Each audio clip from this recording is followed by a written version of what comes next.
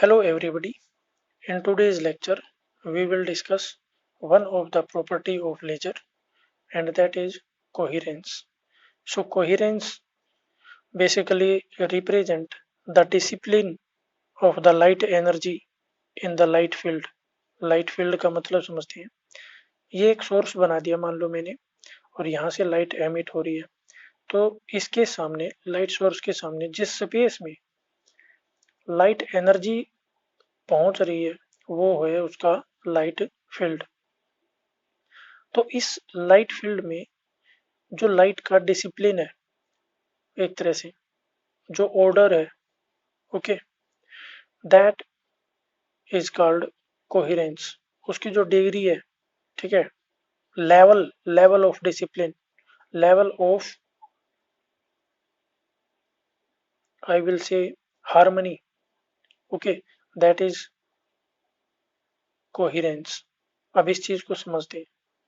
जैसे मान लो अब जो लाइट है लाइट इज इलेक्ट्रोमैग्नेटिक वेव और वेव को आप कैसे रिप्रेजेंट करते हैं y equal to y nought psi sine omega t minus k x. तो ये देखिए ये इसका फेज है और ये इसका एम्पलीट्यूड है ठीक है and this is the instantaneous displacement okay.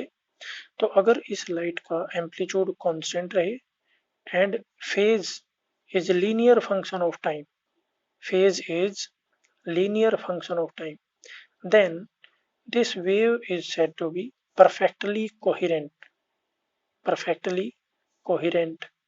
अब इन दो वर्ड का मैं आपको मतलब समझाऊंगा तो आपको मतलब समझ में आएगा कोहेरेंस का जो कॉन्सेप्ट है वो क्या है। एक तो मैंने बताया यहाँ पे मैंने बोला कि एम्पलीट्यूड है वो कांस्टेंट है और दूसरा मैंने कहा कि जो फेज है phase is a linear function of time ठीक है एक ये बात। तो अब इन दोनों चीजों को देखते हैं और ये जो वेव मैंने लिखी है यहाँ पे y equal to y nought sine omega t minus k x इसको हम ग्राफिकली समझते हैं एक बारी। यहाँ पे मान लेता हूँ मैं वर्टिकल एक्सिस के अलोंग मैं इंस्टेंटेनियस डिस्प्लेसमेंट को रिप्रेजेंट करूंगा and this is time and the wave is like this and it is up to infinite distance okay। So here you see the amplitude is not changing you can see and after some time also the displacement maximum displacement that is y node it will remain the same and you see the waveform is continuous there is no any break okay because the phase is continuous function of time there is no any discontinuity in the phase okay। So the nature of the waveform can be explained in terms of the amplitude and the phase relation okay। So now to differentiate look upon this figure here we have a waveform and in this waveform there is a break at this point and at this point okay।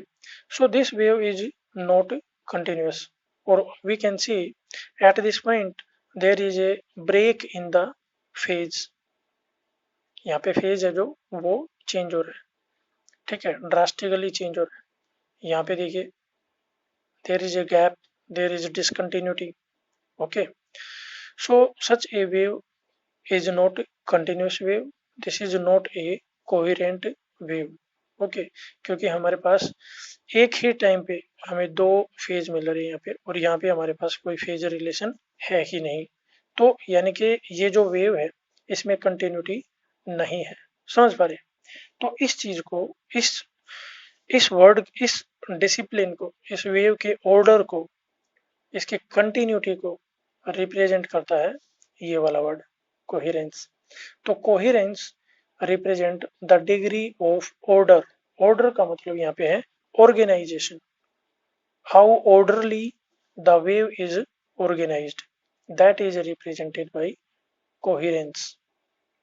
So the degree of order in the light field is the measure of coherence. Okay, now we have discussed one is amplitude and another is the phase. So basically this is the phase correlation in the radiation field. Radiation field कह लो या light field कह लो, that is the same thing at different points and at different times. तो इसको मैं यूं भी लिख सकता हूँ at different points at the same time या simultaneously and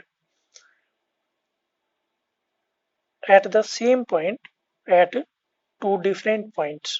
समझ पा रहे हैं? ठीक है, क्योंकि यहाँ पे देखिए omega t minus k x, तो position and time these are related to each other. तो दो पोजीशन एक ही टाइम पे हो सकती हैं, यानी कि दो पोजीशन पे और एक ही टाइम पे आप फेज रिलेशन चेकआउट कर सकते हैं। ठीक है, दूसरा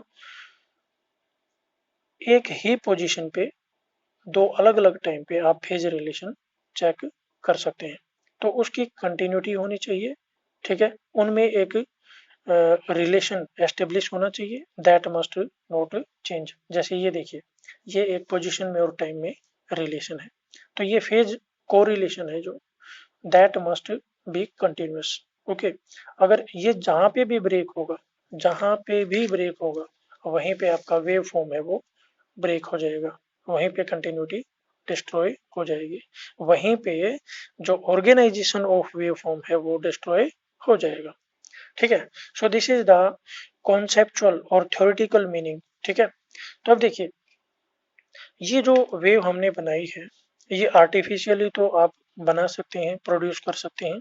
ठीक है, बट नेचुरली आप इस टाइप का वेव फॉर्म, ठीक है, या लाइट एनर्जी किसी भी सोर्स से प्रोड्यूस नहीं कर सकते। ओके, अब इसकी जो डिटेल्स हैं वो हम नेक्स्ट लेक्चर में डिस्कस करेंगे। तो अभी ये देख लेते हैं कोहेरेंस को हम किस कॉन्टेक्स्ट में स्टडी कर सकते हैं। ठीक है, so here we have two concepts of coherence. One is regarding the position, okay, location, and another is regarding time. So first one is spatial coherence. spatial coherence, और देखिए यहाँ पे लिखा है lateral coherence। ठीक है, आप डिटेल में समझेंगे इसको नेक्स्ट लेक्चर में। तो यहाँ पे देखिए this is measured as the distance between two sources or positions या locations of the same source that can be located transverse to the direction of observation and still exhibit coherent property। देखिए इसका मतलब आपको next lecture में ही समझ में आएगा। ठीक है, तो बेसिकली यहाँ पे हम डेफिनेशन ये पढ़ सकते हैं, the measure of the phase relation between the radiation field at two different points. तो सिंपली आप इसको याद रखें, और इस पॉइंट को मैं नेक्स्ट लेक्चर में डिटेल में डिस्कस करूंगा, क्योंकि वीडियो अभी लंबी हो जाएगी और फिर मैं अपलोड नहीं कर पाऊंगा। तो देखिए यहाँ पे मैंने एक तो लोकेशन को डिस्कस किया है और दूसरा मैंने टाइम को डिस्कस किया है। तो लोकेशन के रिगार्डिंग यहाँ पे स्पेशियल कोहेरेंस आ गया, और टाइम के रिगार्डिंग यहाँ पे आ जाएगा temporal coherence. So this is the measure of phase relationship. देखिए बार बार आ रहा है phase relationship between the radiation field eight. अभी देखिए यहाँ पे टाइम की बात कर रहे हैं, तो टाइम अलग अलग टाइम पे चेक करेंगे, और आपका लोकेशन जो है, पॉइंट जो है वो क्या होगा, सेम होगा। समझ पा रहे हैं? So a measure of phase relationship between the radiation field at. अब ये रेडिएशन फील्ड कैसे रिप्रेजेंट किया आपने, ये आपने वेव से रिप्रेजेंट किया है। जैसे अगर मैं इलेक्ट्रिक जो भी मेरी वेव है, यहाँ पे लाइट की बात कर रहे हैं, तो light is electromagnetic in nature and electric field is called light vector, and this vector is represented by omega t minus kx. You see here E node sin omega t minus kx। ठीक है, तो ये अपना एक तरह से wave है। ठीक है, ये रेडिएशन फील्ड को रिप्रेजेंट करता है। तो इसमें जो फेज रिलेशन है एट डिफरेंट पोजिशंस, यानी कि at the same position point, यानी कि x जो होगा that will remain the same but the time will be different, यानी कि एक ही पोजीशन पे, ठीक है, जैसे ये पॉइंट ले लूँ मैं और ये पल्स ट्रैवल कर रही है, तो ये पल्स ट्रैवल करके आगे बढ़ जाएगी, आगे बढ़ती रहेगी, ठीक है। तो मेरी पोजीशन सेम होगी और मैं डिफरेंट डिफरेंट टाइम पे मेजर करूंगा relationship, that must remain continuous. Clear है। फिर एक इंपॉर्टेंट पॉइंट यहाँ पे लास्टली नोट किया हुआ है, a perfectly coherent wave have constant amplitude and its phase would change linearly with time. तो वो परफेक्टली कोहेरेंट वेव होगी and this can never be produced by a natural source. ये हम नेक्स्ट लेक्चर में discuss करेंगे। तो basically conclude करते हैं इस चीज को। Coherence represent the degree of order, degree of discipline in the radiation field और degree of organization in the radiation field. Thanks for watching the lecture.